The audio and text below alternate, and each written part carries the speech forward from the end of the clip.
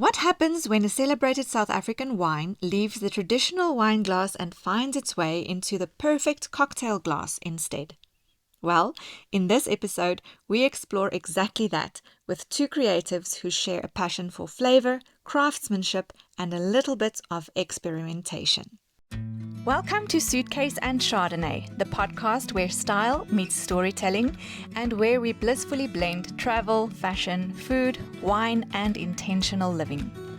I'm Renate Engelbrecht, your host, and this is a space where you can find inspirational lifestyle tips, explore beautiful local and international destinations, and share slow, luxury moments and the little details that make life feel richer. In this second season, we are leaning even deeper into life's unique experiences. From boutique hotels and family weekend escapes, to thoughtful food and fashion, soulful conversations about wine, creativity and conservation, and the art of slowing down without losing your sense of adventure. Whether you're listening on a morning walk, planning your next getaway, or simply craving a moment of inspiration, you're in exactly the right place. If you love lifestyle podcasts that celebrate travel, fashion, food, and wine, go ahead and follow or subscribe so you'll never miss an episode. And if something resonates, save it, share it, and let it travel further than we ever could alone. Now, if you're ready, let's go. It's 10:30 in the morning and I'm sitting in a bar. I am with Julian Short from Syntax in Joburg and Richard Schroeder from Groot Phesantekraal. And I'm very excited because these two guys are making magic. But first of all, Julian, quickly just tell me a little bit about your bar for the people who don't know it. Sure. So the Syntax Bar is a cocktail bar, one of the first speakeasy cocktail bars in Johannesburg. We've been open for 10 years, and since then we've just taken the cocktail industry and the standard of fine drinking in Johannesburg, and just put it on a big level, and it's been a big influence to a lot of other cocktail bars and restaurants in the city.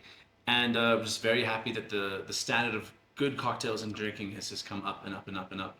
And we're still here after 10 years, which is great. So that is great. Yeah, that's us. Amazing. Richard, and where exactly is Groot Phesantekraal based, and which wines are the varietals that you focus on mostly? So we're located in Durbanville.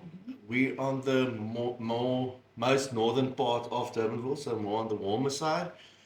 We generally say we are cool climate, but we're not as cool as the rest of Durbanville.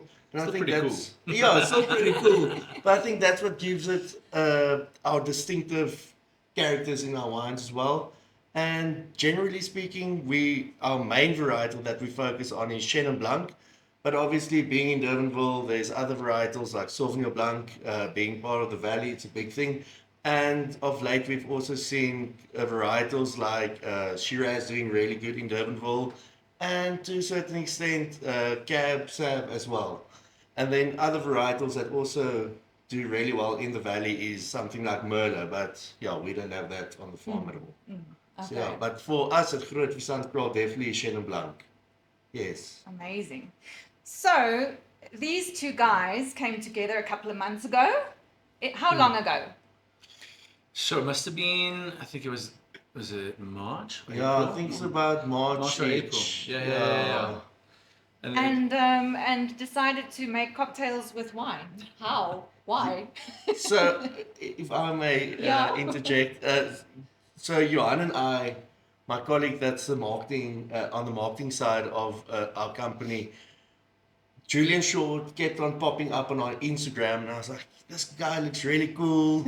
I like his style, and I think it's and being based in Joburg, we want to grow this market here as well, and he's relatively influential as well. So put one and one together, and we tried to make contact with him. And Johan actually said, let's not do a normal Julian Smashable wine video. Let's try something else. And I was like, okay. And he came up with the idea, let's do cocktails. And he was like, are you fine with doing cocktails with your wine? I was like, dude, I don't mind. We can do cocktails with a wine. And I think it's going to be something cool and really trendy and innovative. And I think that's what we have to do in the wine industry as well, to be top of mind and, yeah, do really cool stuff. Yeah. So that's how we got to cocktails with wine. Yeah.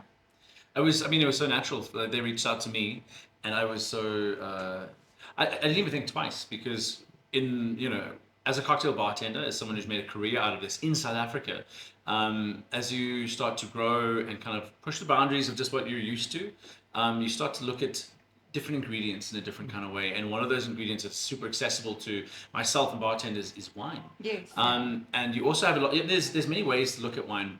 The first time it came onto my radar in a big way was just that we had a lot of wastage. You open wine and you only want it to be served after 2 days, maybe 3, depending on the varietal. And so we sat first off with excess wine, and we started trying to figure out how can we use this in what do we sell, cocktails. And then you start looking at wine in a different kind of way. Like, also once you sit with winemakers and you have those kind of conversations, this whole world just explodes in front of you, and it's like people are talking about tannin and grip and tension and all these things, and you're like, okay, well, if I'm trying to make drinks for people the best that they can be, and you listen to people talk about ingredients like with wine with so much love and enthusiasm, you go, okay, how can I push the boundaries of this? So we started using wine in kind of this different way and looking at it from a different point of view, and it started adding so much to cocktails: acidity, vibrancy, fruit. And it was just a natural progression for me. So when these guys reached out to me, I didn't even think twice. Only after I'd sat and presented a whole menu, which was also the first time we did 6. I presented 6 drinks, and they loved every 6 one, and I was just like, yes. It just shows me how far I've come, in terms of being a cocktail, just someone who makes drinks. And only after it occurred to me, I was like, I just sat with the winemaker, the owner of the farm, everyone here, and I just took the wine and used it as an ingredient, and I was like, huh. I was like, are you sure? Wow, are you guys actually okay with me doing this? I didn't even know, I just assumed everything would be fine, and it was just, we kind of got on, and it worked really, really well. Yeah. So it was a great, for me, it's been a great journey. And Richard's okay too. You know what I mean? Like, the wines are, it's been incredible. Like, when they sent me the wines to start working with, I was like, wow. It was so easy, It was so, the wines have so much direction, if you know what I mean? Like, you taste and you're like, oh, and it's just cool. It made it so easy to work with. So it's been a great journey. So. Yeah. Yeah, and I think when you actually presented those wines or those cocktails, I told you, from the get-go, the first one I was like, okay, this guy's just maybe lucky. And then after the 6th one, I was like, okay, this guy knows what he's doing. He's very lucky. He's very lucky. Does this on a daily basis. So no, I think from our side, we were extremely satisfied with the quality. And also the unique styles and unique cocktails that you derive from the wines. I was like, red wine and whiskey to create the whiskey sours. I was like, I don't think this is going to be lacquer, but oh well. It came out. It was my favorite one. Yeah. So yeah, that and the pink one, the Barbie juice, or what's a... I'm trying to think. Is that the rosé all day. The rosé all day, yeah. Yes. So the Barbie juice Yes. cocktail, so it's called rosé all day. It's strawberries and balsamic vinegar, tequila. So it's like a margarita that went to Durbanville private school. Get 100%. Because the brief was quite simply be inspired by the farm.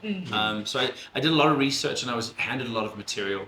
And coming there it was very surreal, because I was like, okay, you're finally walking into this world you've done so much research on, and it all kind of just fell into place. I used a lot of ingredients from the chef. Instead of I ordered balsamic vinegar, for example. When I got to the kitchen, the chef was like, do you want to use that, or do you want to use this balsamic vinegar that we use in a lot of the food here? Oh, yes. And it's a specific type of sweetened vinegar that mimics balsamic, but it's got fynbos and other local ingredients. So it started to become a big integration with the chef, and it became more of from the get-go as a collaboration, but it decided to fall into place. Yeah. So it made it a lot easier that everyone was so enthusiastic as well. Yes.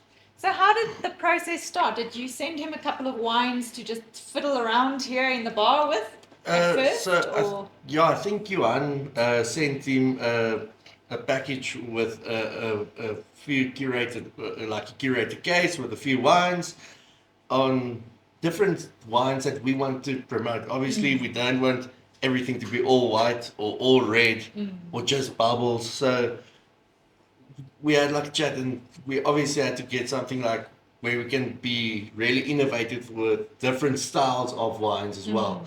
I think we spoke about it as well. If you really wanted to finish us up with like the cherry on top, we could have also added the noble late harvest still, but yeah, that's really sweet.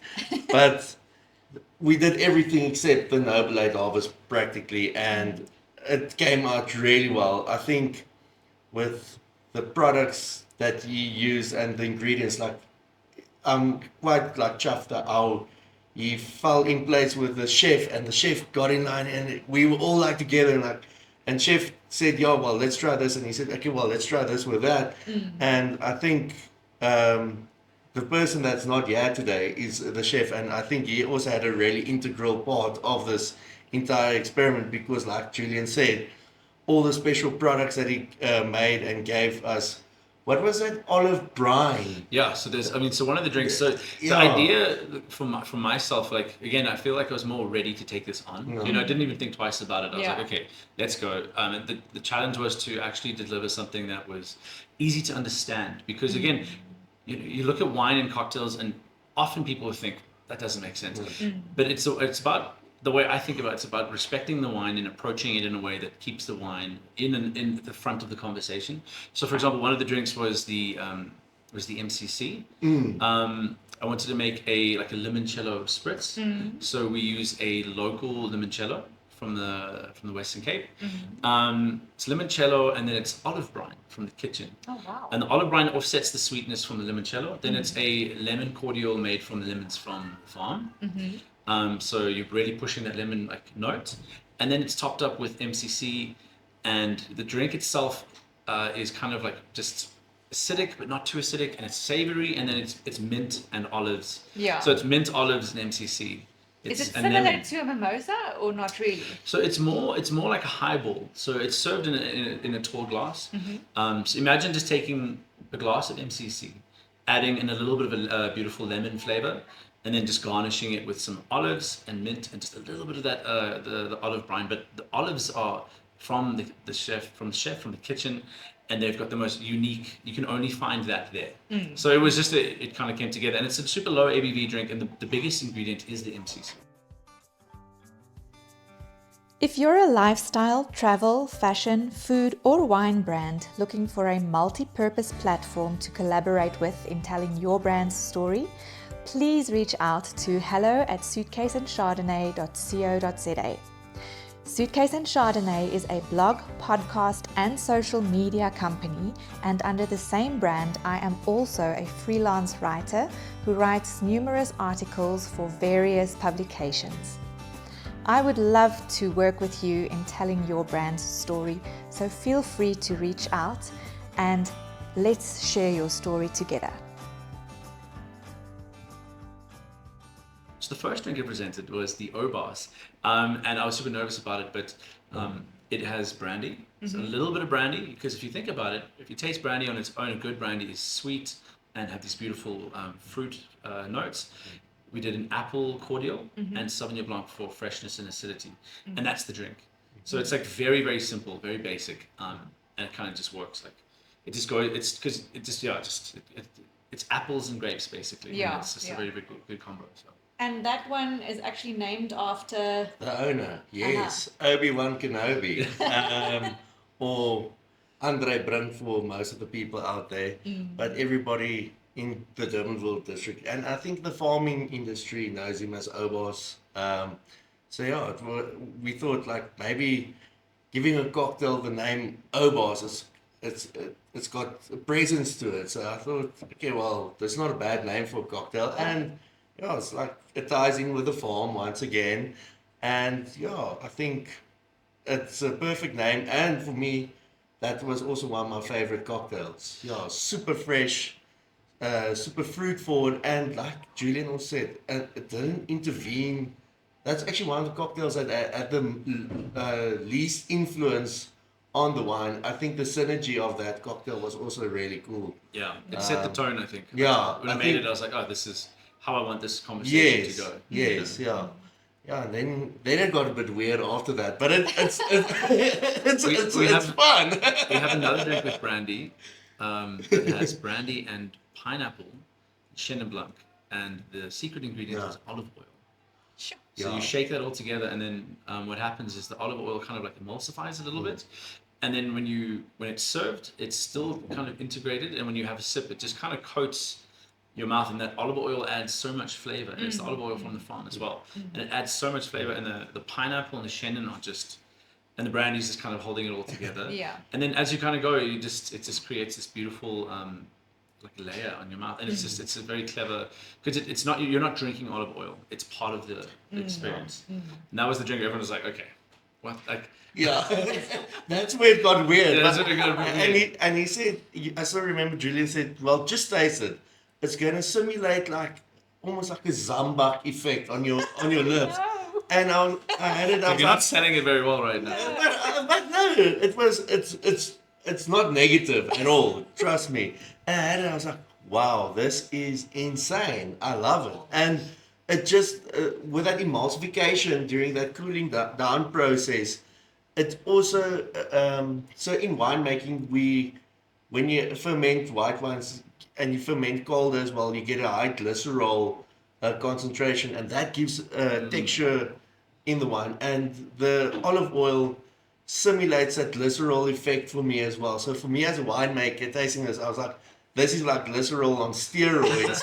I wish I could add it to wine just to get this effect, like nice oiliness, but also it carries the wine, it carries the flavor, and it actually intensifies the lingering flavor profile of the cocktail, because the oil, I think, keeps everything together. Yeah, and it gives it this really like big long finish. Yeah. Because it sits there even long after you've had the cocktail. The olive oil is still on your lips and your mouth. But it's not olive oil. It's more like the flavor. Yeah, it's more the flavor. Yeah, but it carries everything. Yes, yeah.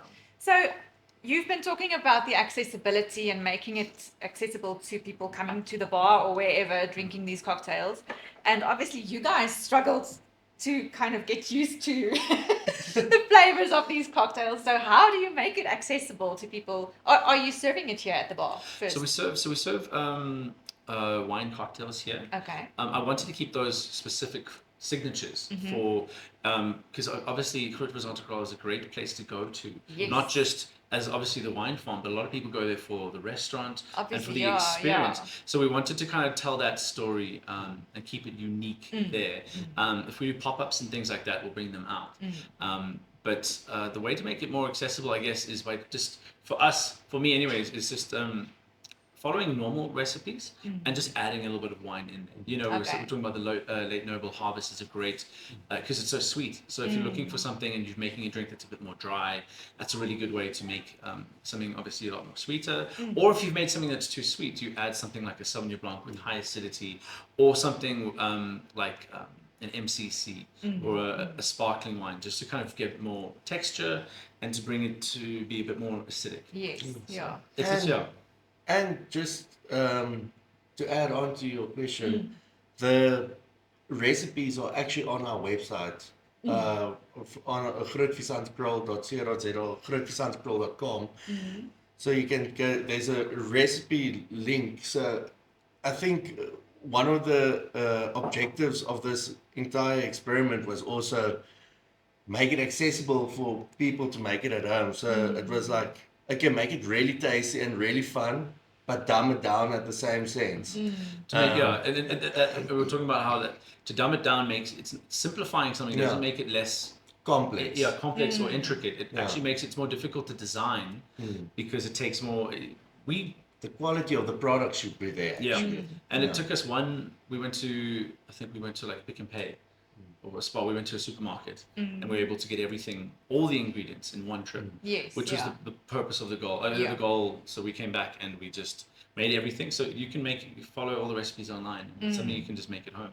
And it's then you can just mix and match and play. So fun. But you must have Groot Phesantekraal wine. Of course. You can't. Otherwise, You can't do other wines. No, it's not the same. And yeah, just to tie in with that, I think if you come to the farm as well, at our restaurant, we serve it monthly. So for Shiraz month, we'll, for instance, do the Syrah Sours, and then we have MCC month next month. So we try and incorporate the cocktails monthly with certain themes Yes, yeah. revolving around the wine industry. So International Chenin Blanc Day, International Rosé Day.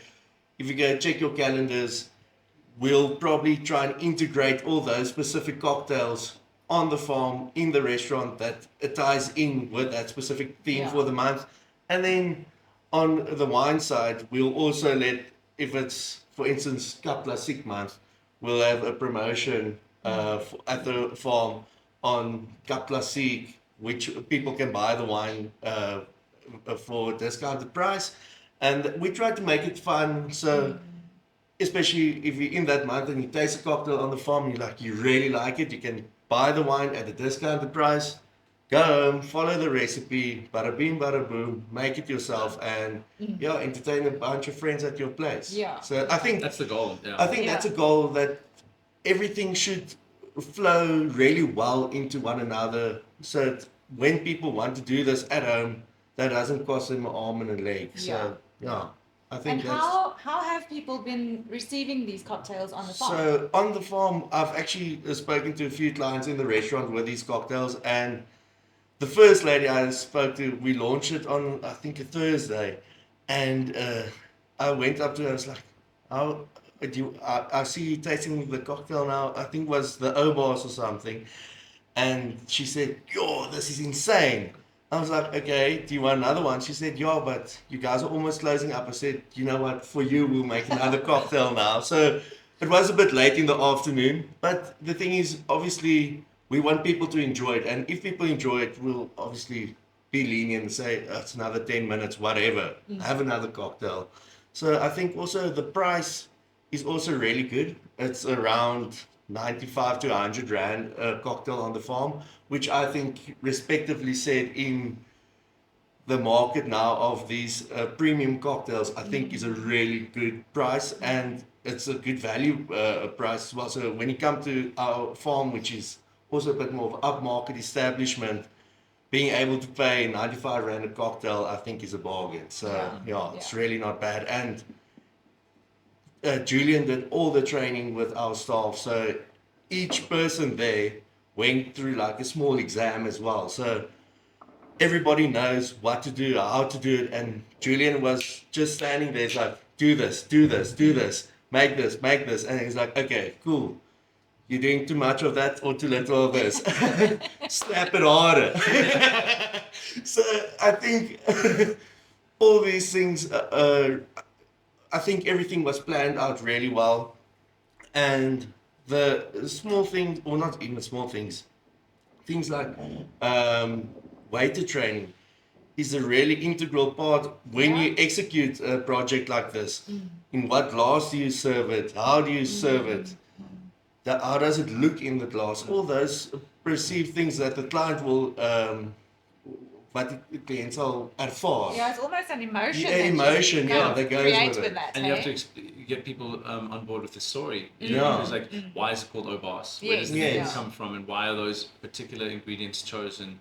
Why does this wine work with these ingredients? Yeah, absolutely. So I wanted to just touch on the two different industries, because cocktail industry and wine industry are two different things, and both have their own challenges, I suppose. But it feels to me like the cocktail industry in South Africa is booming at the moment, and I know the wine industry is struggling a bit. Yeah. So is this a way to kind of blend the two? And I don't know. I mean, I think so. I think if you look at cocktails in as an industry in South Africa, it's still, the modern scene that we're seeing right now is still relatively new. When I started bartending 12 years ago, it was about flair bartending and kind of the old art of mixing spirits and drinks, making something the sum of its parts. It was more of the show. Cocktails have always been about, and bars and wine as well, have always been about escapism. It's about coming out and having an experience. From the moment you walk through the door, like it's about the secret for us. It's about the secret entrance. It's about the bounces. It's Yeah. about the low lighting, the candles. It's just to set a tone. It's about the music. So you come in and you're kind of lost in it, you know. And the drinks really are actually they're not really, they're like the third thing to focus on. You know, if we make a good drink in that environment, it's a good time. But the art now of cocktails has become a lot more about the drink inside the glass, whereas winemaking has always been about that. Yes, And it's been about what I've always loved about winemaking is it's the farmer and the team versus the elements, trying to put what the best product they can in a bottle. And to me, that's why when you get a good bottle of wine, there's so much appreciation that comes to that. Whereas cocktail bartending is about taking those ingredients and making something. And I think now, for the first time, especially in South Africa, people are coming into their own that, developing their own styles and kind of actually building something. And for me, the wine has been such a natural integration, especially I think it's almost like a responsibility as a South African to understand, you know, you go to so many cocktail bars and the wine list is terrible. You know what I mean? Like there's no art or thought. It's kind of just it's just there. Yeah. Because we have to have wine instead of it being, actually you're a bar in South Africa. We have people coming from all around the world to visit us. Yeah. And also South Africans we need to expand the repertoire of what good wines are.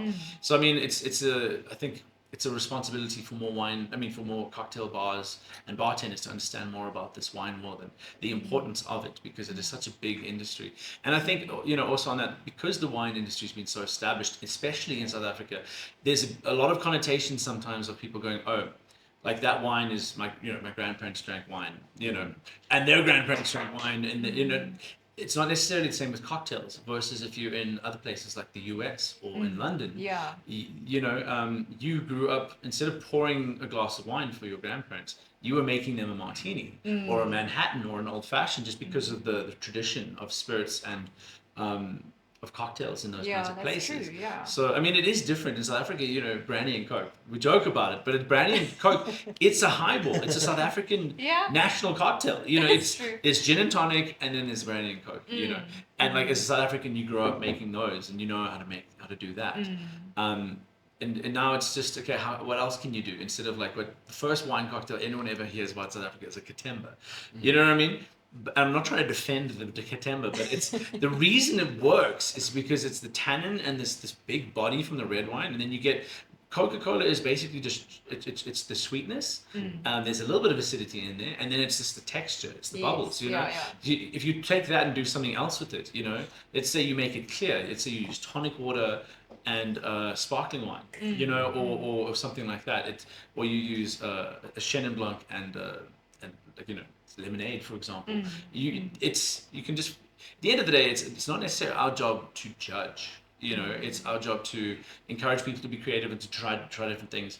I remember when I started working in a cocktail bar, people would come in and they would order the most expensive whiskey because they could, and then they would drink it with, like, you know, appetizer or lemonade. You know, and there's a part of you that dies. And there's a part of you that dies every time, which is fine. But at the end of the day, you go, I just made $600. You know what I mean? And you're like, would you like another one, sir? You know, because it's kind of like, I'm not the one drinking it. It's his money. They can do what they want. You know? So it's about trying to facilitate that. I mean, even when I started using cocktails, wine in cocktails, I had a lot of people going like, you know, and I was like, if you're using a good ingredient and you're doing it with intention and purpose, like, to me, that's the goal, you know, is to create something beautiful. And if sometimes you can't do, like, even like I was saying with the Groot Phesantekraal wines, I couldn't make those cocktails without those wines. Those wines were such an integral part of the recipe. Yes, yeah. They kind of like spearheaded the whole process. So, yeah, it's been a lot of fun, and I'm glad that I get to put wine at the front of the conversation more often, because I think it's a beautiful part of the South African drinks industry. Absolutely, yeah. Yeah. And the wine industry? So the wine industry is struggling. It's an industry that's from last year, it's 6% down nationally. But Groot Phesantekraal as a brand, we're not there.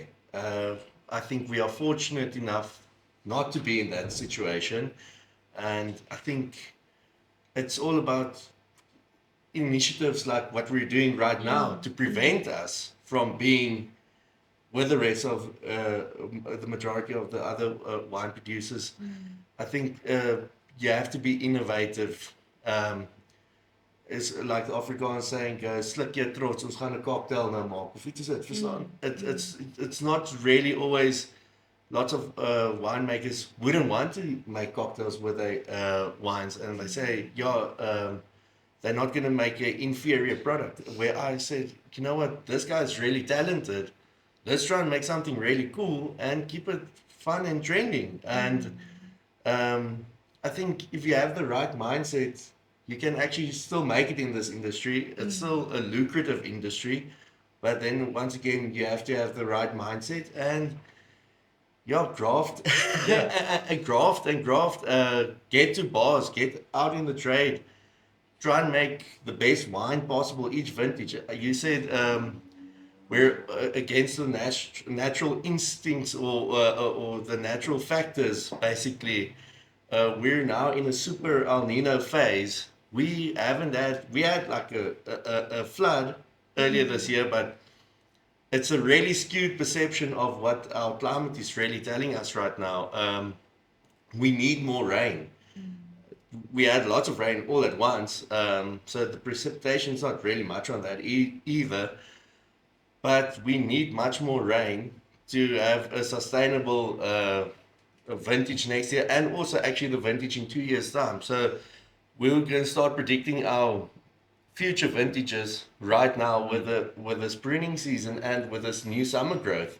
So we need the climate to play along with us here. So my wife's also a winemaker, and we actually had a discussion last week and said, I'm stressing a bit for next vintage because we've had, in Durbanville, we've had Chardonnay. Our Chardonnay on the farm has already had bud burst. It's today, the 4th of August. So we've had a bud break on that. So that vintage has started now. That growing season has started. There's other producers that have had bud break on Merlot. And I said, oh my word, imagine harvesting in December holidays. It's crazy. So the climate is one of the biggest things we are trying not to combat, but work with it. And that's one of the challenges. And then also the other challenges are the socioeconomic challenges are different generations with different drinking tendencies. And I think that's also where this project is going. We're hoping to assist us, that we can open up another segment of the market which we never had previously. Even though it's not a clean glass of wine, it's still our wine going into a product and still a wine going to be consumed. So I think for us, this is a really innovative project that we did, and it's more about creating or getting new clients, which we never had previously, and just unlocking a new segment, and obviously, hopefully, getting more in reach with the crowds and circles you move in, especially when you talk about bars and stuff like that. If we can get another bar where we can list a few of our wines, great, by all means, because maybe they never knew of us, but because of you, they might know of us now, and now we can unlock that as well. So it's a really multifaceted project, this, bringing customers to the farm, unlocking new market segments, and being top of mind in the wine industry. I think that's what we want to achieve with this, and I think we're doing relatively good. I think you being here and me being here with you guys all at once, I think this is part of that, and this is this is positive for our brand as well, and for Julian and for the wine industry, doing new stuff and being innovative. So I hope more producers follow this as well, and also do their own projects and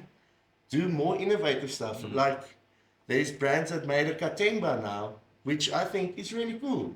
It's ready to drink, bada bing, bada boom. Wow. And moving wine through that as well now. So I mean, it's interesting. I mean, like just on the Katemba thing, it's like I've done my research now of being able to travel a little bit and see the world. It's Katemba in South Africa, but in Spain it's something else. It's the same drink. Yeah, it's the same drink. You can add like orange slices in there. Then you go to like China and they have a very similar. You know, everywhere you go where like there's wine and like something like Coca-Cola, it's kind of like a natural mix, and it's.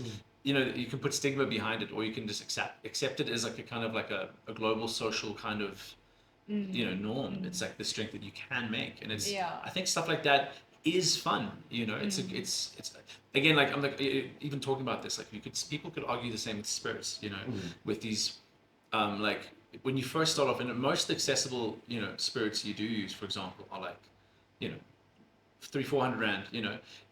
Imagine if like someone who is even a South African whiskey producer, for example, walks to the door and they go like, I've got this whiskey that's aged and it's like 12 years old and it's this beautiful thing and should only be drank neat. And then I'm like, I taste it and I'm like, oh, this will work really well with guava, you know?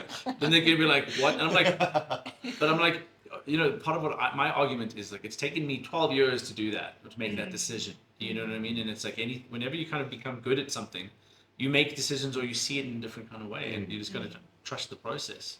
I think it's also a thing about adapting, hey, because it's like you spoke about the generations now, and I feel like the younger generations are leaning towards drinks that aren't that heavy on alcohol. So it feels like they there are no, I mean, like sides the to numbers it. say, you know, it depends on the numbers say. Like we're seeing like people like just after, for example, like after the pandemic, you know, we were like, I was like, oh, it's got to be vermouth and like it's going to be super light and low ABV because that's where the world is going. And I was right for like maybe a week, you know, and then everyone was like, they just want to go out and just drink. And it's not necessarily the drinking, it's more the social aspect. Yes. You know, people come here, like I was here this whole week and people just want to sit and talk with each other. You know, and that's what it's about. You want groups of friends to kind of just bar hop because it's fun. You know, we want to go from this place to that place. And people don't, sometimes they're having so much fun that they're not necessarily remembering to drink, you know. And if the drinks are boozy, they'll have one boozy drink for an hour, or they'll have like 2-3 boozy drinks, you know, and then go to the next place and maybe drink something less boozy. So it is interesting. It is an interesting conversation, but I think it's up to us to help people navigate that. Absolutely, that landscape. Yeah, and I think it's a wonderful space to be in with the wine industry as well. Especially with wine tourism picking up so much, I think we need to be able to adapt wherever we are, and I think it's wonderful that you guys brought two of the industries together and made these wonderful cocktails, and I'm excited to come and taste them on the farm. Cannot wait. I've tried to make the one at home, and I don't think I succeeded. But Julian's not far away. So I'll have to come and taste it first and see what I did wrong. But but thanks, guys. Yes, but you've got the guy nearby, so But I can't remember what I did. You said everyone in Gauteng is in Joburg. So. It's basically the same place. Everything behind the Worcester Tunnel. It's Joburg. No, I'm just joking. Oh, goodness. But thanks so much for your time and that we could spend some time in the bar. Thank you. I'll come back for a drink. I won't have a drink now. No, of course. I think it's now 11 o'clock. Yes, so. no, we won't do that. No. But thanks so much and enjoy your time in Joburg. Thank you. Thank you very much. Thank you. Thanks for having us. Thank you so much for spending some time with me on Suitcase and Chardonnay. If you enjoyed this episode, I'd love for you to follow the podcast or subscribe on your favorite platform. It truly helps the show grow and helps others to discover it too. You can find more stories, travel tips and reviews, style inspiration and curated recommendations over on the blog at Suitcase and Chardonnay, where each episode often lives on in written form, with links, visuals and deeper details. For daily fashion inspo, behind-the-scenes moments and slow-living storytelling, come and say hi on Instagram, Facebook or Pinterest. Just search for Suitcase and Chardonnay. And if this episode sparked something for you, don't forget to save it or share it with someone who loves travel, fashion, food and wine as much as you do. Until next time, Keep chasing beauty, spotting the little things, traveling with intention, and finding joy in everyday things.